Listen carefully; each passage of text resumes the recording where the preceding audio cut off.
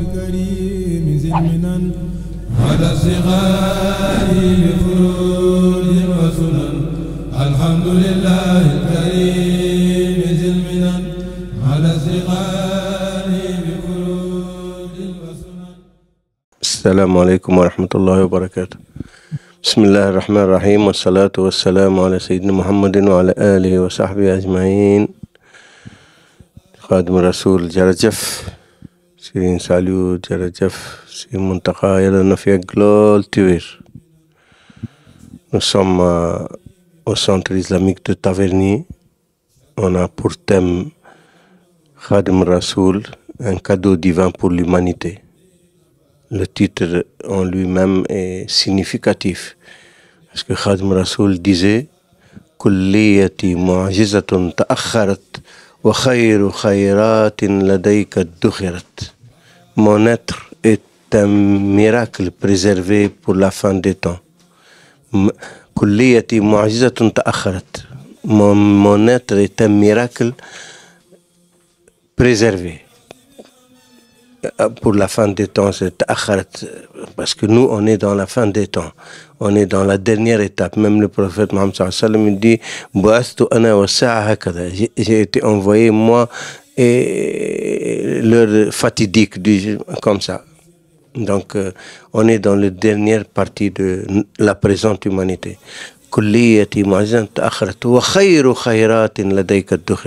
Et le meilleur don qu'Allah a préservé pour l'humanité. Et les meilleurs dons que tu as préservés pour la fin des temps. Donc, Khadim Rasoul, c'est une miséricorde divine. Rahma ilahi, rahmatun muhdat. C'est une miséricorde qu'Allah a offert à l'humanité. Et Khadim Rasoul, dans ses prières, il disait أمة المصطفى عن كل مفسدة ولترحم الخلق يا من جدهم بدأ يا مالك الملك يا من جل عن قود ارحم جميع الورى يا هادي الردى. Préserve la communauté du prophète de tout péril. C'est حط أمة المصطفى عن كل مفسدة ولترحم الخلق يا من جدهم بدأ. Et prends en miséricorde les créatures. C'est toi qui les as amenés, c'est toi qui les as créés. C'est toi qui as créé Adam et Ève et l'humanité. Donc c'est toi leur créateur. C'est toi qui les as mis dans l'existence. C'est des mots simples mais qui veulent tout dire. حط أمة المصطفى عن كل مفسدة ولترحم الخلق يا من جدهم بدأ يا مالك الملك يا من جل عن قود ارحم جميع الورى يا هادي ردأ. Ô maître de l'univers, ya Malik al-Mulk, ô propriétaire de l'univers, de l'existence, du cosmos, ya Malik al-Mulk, ya man jalla an qawd. Tu transcendes la justice et le châtiment. Qawd, c'est quelqu'un qui a fait quelque chose, il faut qu'il soit puni. Non, mais Allah transcende les châtiments et la punition. Parce que sa miséricorde englobe toutes choses. Lui-même, Allah a dit dans le Coran, Wa rahmati wasi'at kulla shay. Et ma miséricorde embrasse toutes choses. Donc Khadim Rasoul s'adresse à Allah à sa miséricorde. Il dit, Ya Malik al-Mulk, Ya man jalla an qawdin, irham jami'a al-wara, Ya hadiyan rada. Embrasse dans ta miséricorde toutes les créatures. Toutes les créatures, Jami' al-Wara, Ya Hadi al-Rada, ô guide, c'est toi qui nous as revêtus de l'existence. C'est Allah qui nous a donné l'existence, sinon on n'existerait pas. C'est toi qui les as revêtus de l'existence. Ya Hadi al-Rada. Rida, c'est le manteau, tu les as enveloppés par cette forme humaine. Mais notre réalité n'est pas cette forme humaine, c'est ce qu'il y a à l'intérieur de cette forme humaine. Donc, les propos de Khadim Rasoul sont d'une portée spirituelle et métaphysique que quand on les pénètre, on entre dans une autre réalité. C'est pour ça que Khadim Rasoul, il captive, il attire les cœurs. Tu sais, tu vas demander par exemple un mouride sénégalais, peut-être qui ne connaît pas l'arabe, la langue arabe, mais qui aime les Khasaïd Serigne Touba, qui les chante tous les jours. Il vit avec. Tu vois sur lui l'émotion, tu vois sur lui, ça vient du fond de son cœur. Des gens pleurent alors que les mots pénètrent le cœur, alors qu'il ne comprend pas l'arabe. Mais celui qui comprend l'arabe, des fois, moi je dis à mes amis mourides, vous avez de la chance, parce que si vous comprenez exactement ce que dit Khadim Rassoul, beaucoup de cœurs flancheraient. Il y a des gens qui tomberaient en syncope ou qui vont mourir.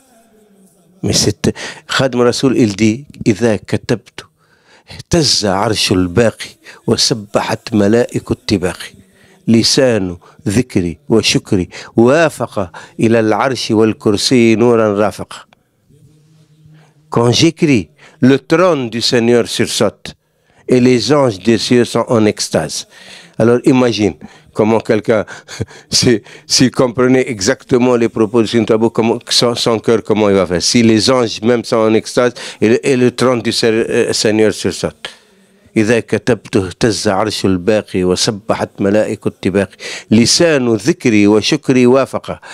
Mes paroles d'évocation et d'invocation et de glorification s'accordent pour monter en colonne de lumière vers le trône, vers le Seigneur. Khadim Rassoul, il a dit que pour Allah et le prophète Mohammed sallallahu alayhi wa sallam, il n'y a pas de meilleure parole prononcée que ce énoncé par Khadim Rassoul. كتب الله سبحانه وتعالى أني أحب إليه ولرسول الله صلى الله عليه وسلم ممن سواه. Allah subhanahu wa ta'ala a décrété que je suis le plus aimé de lui et du prophète Mohammed sallallahu alayhi wa sallam, plus que qui que ce soit dans la création. C'est Allah qui a... Maintenant, quelqu'un dit comment et après, il aura la réponse. C'est Allah lui-même qui va répondre. Donc, Khadim Rassoul, quand il dit quelque chose, il ne l'affirme pas de lui-même. Il dit Kataba Allah subhanahu wa ta'ala. Et ce qui est extraordinaire dans les écrits de Khadim Rassoul, toujours quand il dit Wallahu ala ma aqulu wakil. Et Allah atteste ce que je dis. Il prend sa responsabilité devant Allah. Donc, Khadim Rassoul ne peut pas dire quelque chose qui n'est pas vrai. Parce qu'il prend à Allah témoin. Et ses écrits, celui qui pénètre ses écrits, il est transporté dans d'autres dimensions. Donc c'est une miséricorde divine pour les humains. Les Khasaïd sont les meilleures paroles énoncées et prononcées par les humains pour qu'ils montent vers Allah et le prophète Mohammed. Et le Coran est les meilleures paroles transmises, révélées par Allah aux humains. Ça, c'est une révélation de haut en bas. Et les paroles de Khadim Rassoul, c'est des paroles qui montent. Quand j'écris le trône du Seigneur, c'est ça. Un jour, il y avait un Mauritanien qui a écouté les mourides qui chantaient et ils sont arrivés à ce vers. Il était étonné. Il se disait dans sa tête, est-ce que c'est possible? Et il connaissait bien, c'était un grand qadi au Mauritanie, il est très connu, Ahmed ibn, je vais me rappeler, très connu. Alors Khadim Rassoul l'a appelé. Lui, il pensait seulement. Et Khadim Rassoul, il a appelé Ahmed ibn, il lui a dit, est-ce que tu mémorises le verset ليس البر أن تولوا وجوهكم قبل المشرق والمغرب لكن البر من آمن بالله. Il a dit oui. Il a dit récite. Il a récité. Quand il a fini, il a dit celui qui est dans ce cas, ce qui t'étonne, c'est rien pour lui. Donc, et c'est l'autre qui l'a raconté. Je vais me rappeler son nom. Ibn Bidah. Ahmed Ibn Bidah. Il est très connu au Mauritanie. Alors, quand on dit, on a choisi le titre, Khadim Rassoul, c'est un don divin, c'est effectivement le meilleur don pour l'humanité aujourd'hui. Parce que Khadim Rassoul, il dit qu'il a trouvé, tout à l'heure je lisais ça ici, qu'il avait, il est connu le vers, il dit qu'il avait trouvé la voix du prophète Mohammed sallam comme un terrain qui a été délaissé où les mauvaises herbes ont poussé. Alors il est venu pour nettoyer, pour défricher et planter les bonnes graines du futur.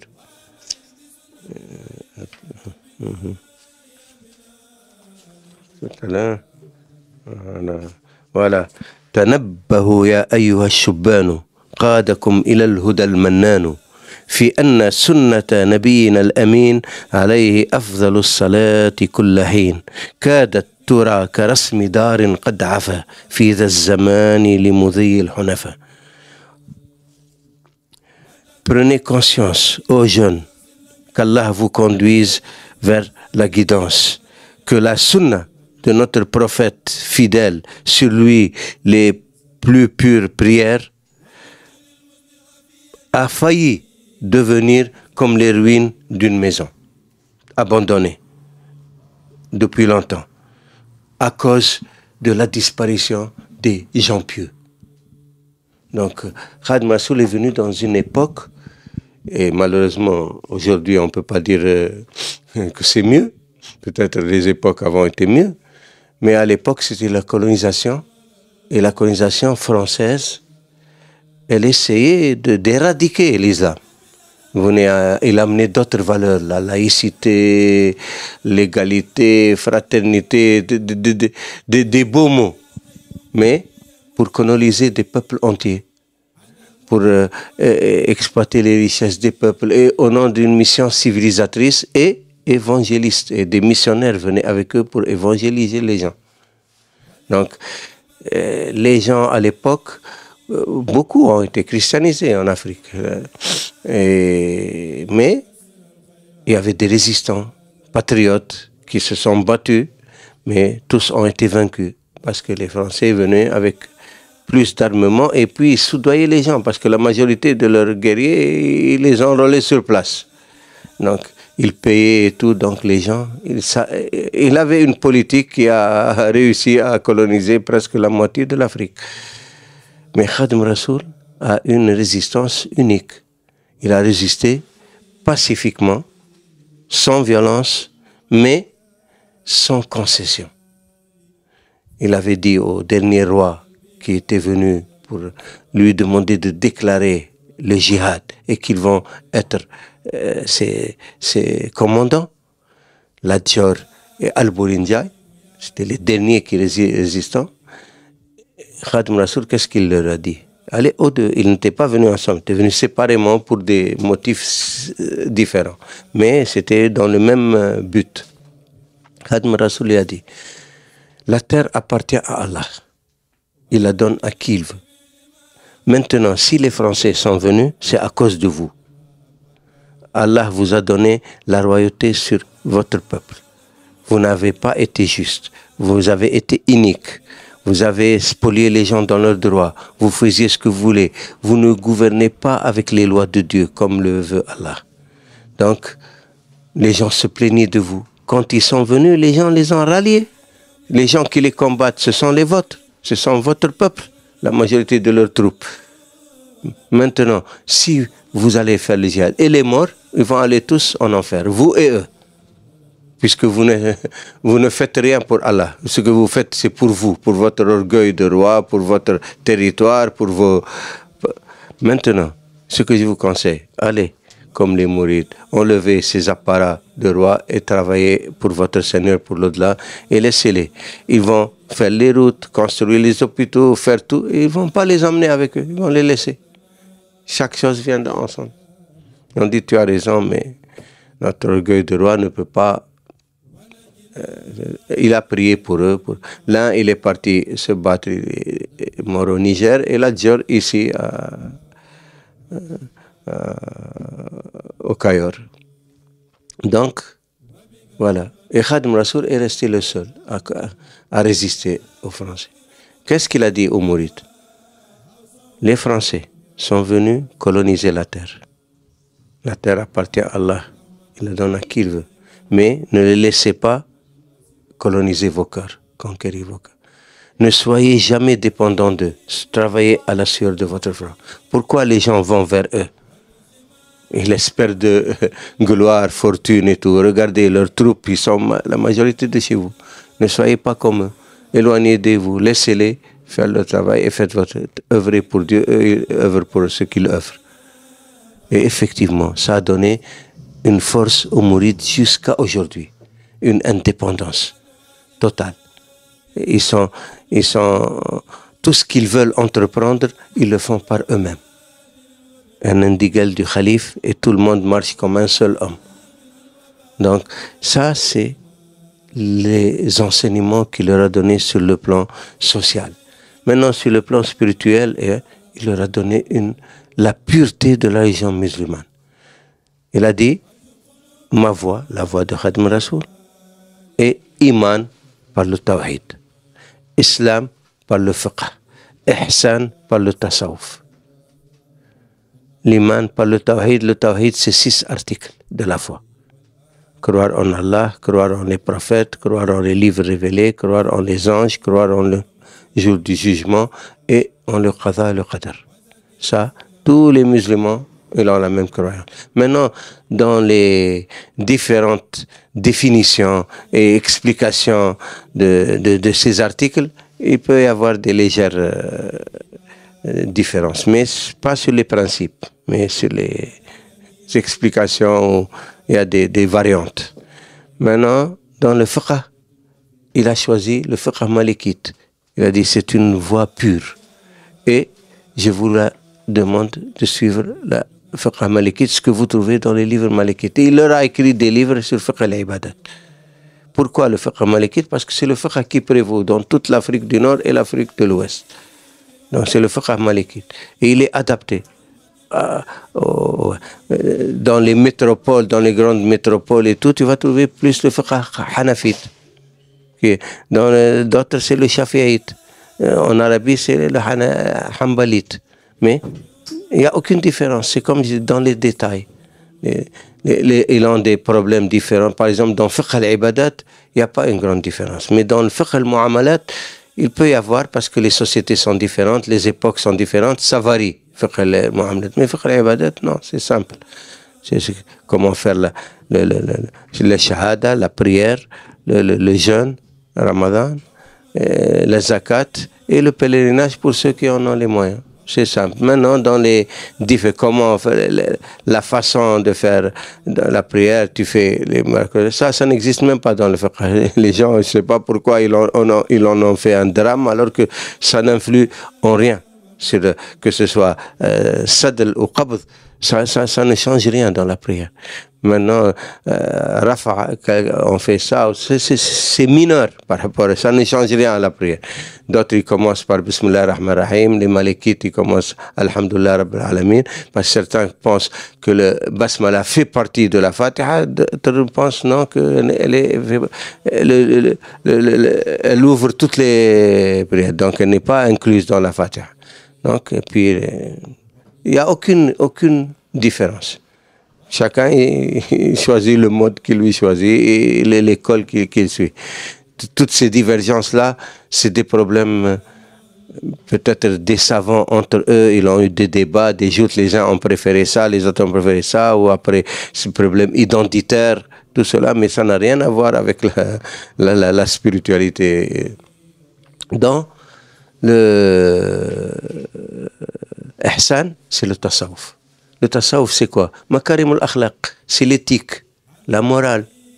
Et puis, maintenant, il y a certains sujets qui sont entrés d'ordre physique, métaphysique et tout ça. Ce sont des choses qui sont à débattre. Ça, c'est des choses, c'est du vécu. Il y a des gens qui ont plus de compétences dans tel domaine ou dans autre, que ce soit scientifique, que ce soit géographique, que ce soit historique et tout. Ils peuvent débattre sur certains points, mais ça ne change rien dans l'essentiel. Il est basé sur l'akhlaq, makarim al-akhlaq, les vertus, les valeurs, les mœurs. Le prophète Mohammed sallallahu alayhi wa sallam a été loué par Allah pour son noble caractère. En vérité, tu es d'une telle perfection de mœurs, de caractère. Donc le prophète Mohammed sallallahu alayhi wa sallam disait, le plus proche de moi, le jour du jugement, sera celui qui a le plus noble caractère, le meilleur caractère. Donc c'est ça, dans le tasawwuf, on apprend cela, on apprend l'humilité, tawada, on apprend tawakkul, la remise confiante en Allah, on apprend la patience, sabr. Voilà les valeurs qu'on apprend. L'yaqin, la certitude de ce qu'a apporté le prophète Mohammed sallallahu alayhi wa sallam, de ce que nous a révélé Allah. Il faut que la foi se fortifie. Plus la foi se fortifie, plus quelqu'un va adhérer aux valeurs prônées par Allah et le prophète Mohammed sallallahu alayhi wa sallam, dont le prophète Mohammed sallallahu alayhi wa sallam était le meilleur exemple. Walakum fi Rasulillahi uswatan hasanatan. Donc, Khadim Rasoul a pris l'exemple du prophète Mohammed sallallahu alayhi wa sallam. Il s'est mis au service du prophète Mohammed sallallahu alayhi wa sallam. Lui, il a trouvé, comme on a dit, la sunna du prophète Mohammed sallallahu alayhi wa sallam délaissée, et avec des... Alors, il a pris la partie la pure, la sunna pure, pour la représenter par sa personne, par sa propre personne. Et son amour pour le prophète dépasse tout entendement. محبتي المختار سيدنا حب المغاني والأهلين والولد دمي وأهلي وأولادي الفداء له عبدا خديما مذ كان لي سندا. L'amour du prophète a effacé de mon cœur tout autre amour, du bien, de la patrie, des enfants, de la famille. Mon sang, celui de ma famille, de mes enfants, je les lui offre en sacrifice, esclave, serviteur, depuis que qu'il est devenu ma référence. Il a mis toute sa vie, toute son énergie, toutes ses compétences au service d'Allah et du prophète Mohammed sallallahu alayhi wa sallam. Donc, et cela lui a valu d'obtenir des grâces et des privilèges en dehors de tout entendement.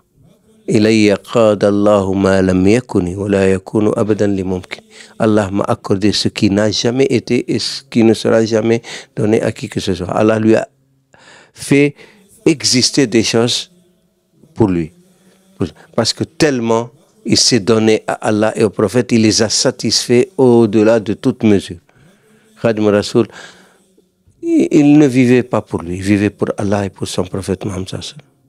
Et quand on lit maintenant dans ces rasaïd, tout ça transparaît de bout en bout dans les écrits de Khadim Rasoul.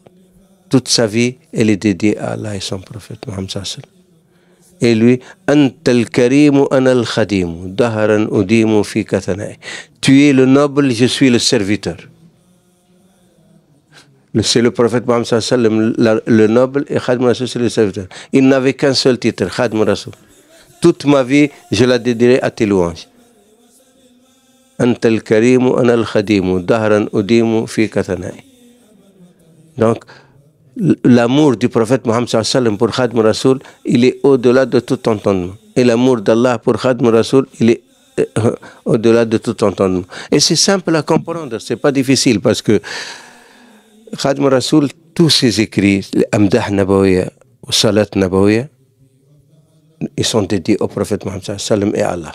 Glorification d'Allah et du prophète Mohammed sallallahu alayhi wa sallam. Ça, on n'a jamais vu ça dans l'histoire, ni des poètes, ni de l'islam. Donc, toute sa vie, elle est là. Quand quelqu'un il lit, c'est d'une facture hors norme, qui défie les poètes. رفعنا إلى الماحي الذي قد محى الحزن مديحا عجيبا يخجل السجع والوزن رضيت عن الباقي وعن خير خلقه وفي مدحه جاوزت كعبا وحسانا. On a élevé au prophète des louanges qui défient la prose et la poésie. Il défie la prose et la poésie. Je suis satisfait d'Allah et du prophète et j'ai surpassé dans les louanges du prophète Ka'b et Hassan. Ka'b ibn Malik et Hassan ibn Thabit, les chantres du prophète Mohammed sallallahu alayhi wa sallam, qui sont les modèles de tous les poètes. Khadim Rasoul les a surpassés. Et ça, de l'aveu de tous les poètes mauritaniens, ils sont inégalables dans le monde islamique. Tout le monde le sait, ça. Tous les musulmans arabes et arabophones connaissent cela. Les Mauritaniens ont reconnu Khadim Rassoul avant tout le monde. Il y a un poète, un très très grand savant poète mauritanien, il a écrit une qasida où il dit أحمد بمبا يا أخ التقربي هل يحل لك ظلم العربي بأخذ نحوهم وأخذ الأدب وأخذ جودهم بغير ودب يا عجبا من صالح مهذب يظلم أهل العلم أهل الحسب ومع ظلمه لبعض العرب نال من النبي كل عربي. Oh Ahmadou Bamba, frère de proximité, est-il licite pour toi de déposséder les Arabes de leurs biens, de la poésie, de la langue et de la poésie et de la générosité?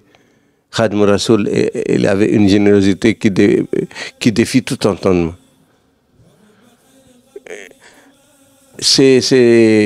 Donc c'est un don et qui jusqu'à présent, son œuvre continue. Les mourides partout où ils seront, où ils sont, et où ils seront une bénédiction pour leurs voisins, pour tous ceux qui les apprécient, parce qu'ils ont été éduqués par les adab. Et les adab, c'est ça le secret.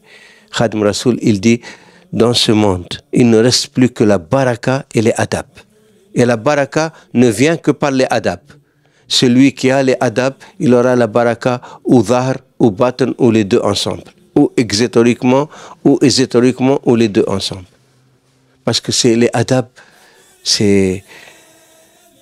Là, tout le monde te respecte quand tu as les adab. Les adab, c'est les règles de bienséance.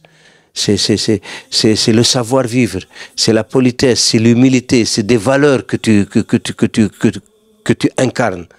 Parce que quand quelqu'un il se dit mouride, il doit savoir qu'il représente toute une voie. Pourquoi aujourd'hui les musulmans, on a des problèmes partout dans le monde à cause des adab?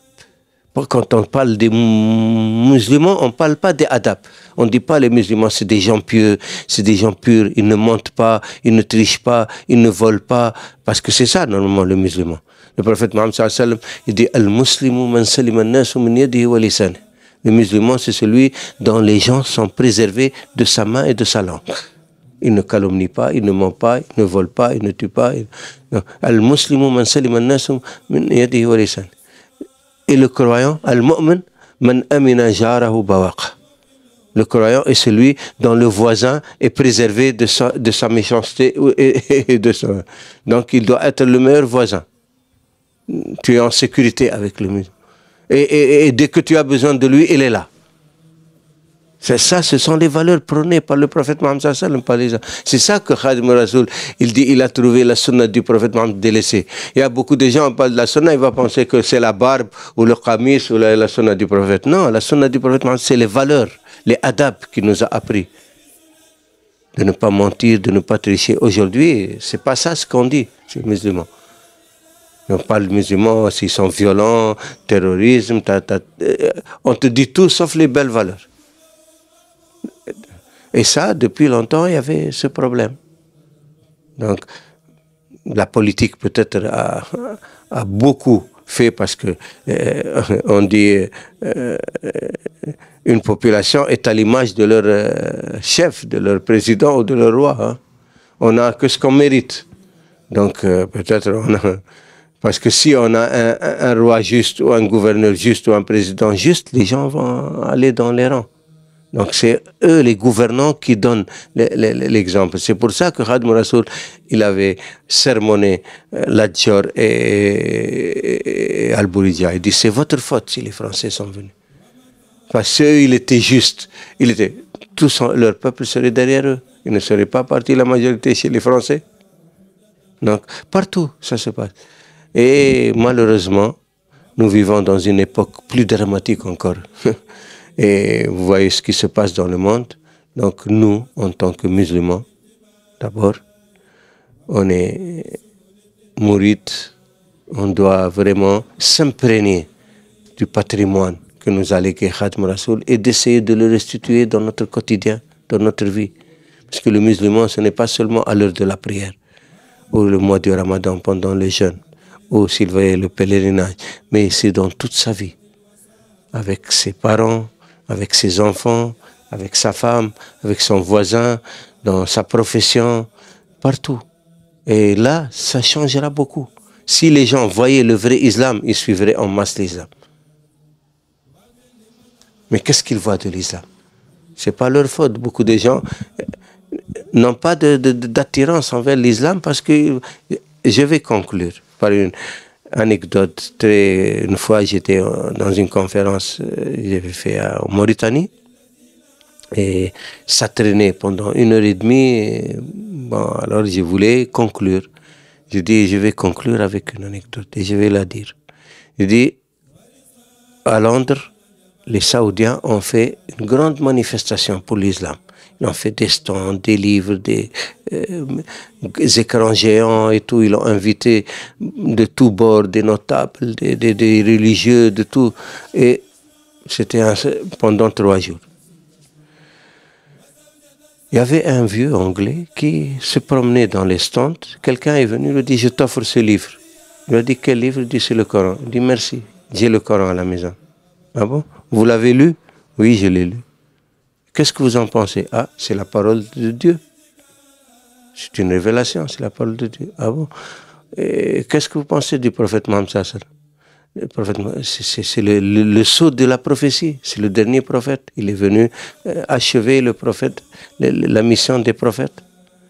Ah bon, vous êtes musulman alors? Non, je ne suis pas musulman. Comment ça? Vous attestez que le Coran est une révélation, que le prophète Mohammed sallallahu alayhi wa sallam est le sceau des prophètes et vous n'êtes pas musulman? Oui, malheureusement. Mais pourquoi? Franchement, je ne veux pas engager plus loin la discussion parce que vous, les musulmans, vous êtes un peu susceptibles, des fois violents. Je ne veux pas avoir de problème. Non, non, il dit, il n'y a aucune susceptibilité, aucune violence vraiment, mais c'est un cas, vraiment, j'aimerais comprendre. Il dit, alors je vous dis, moi, j'ai pensé à être musulman. Quand j'ai lu le Coran, j'étais convaincu. Quand j'ai lu la biographie du prophète Mohammed sallallahu alayhi wa sallam, j'ai été convaincu. Je voulais être musulman. Mais comment ici à Londres c'est difficile, je suis allé dans les pays musulmans, pour vivre dans les pays musulmans.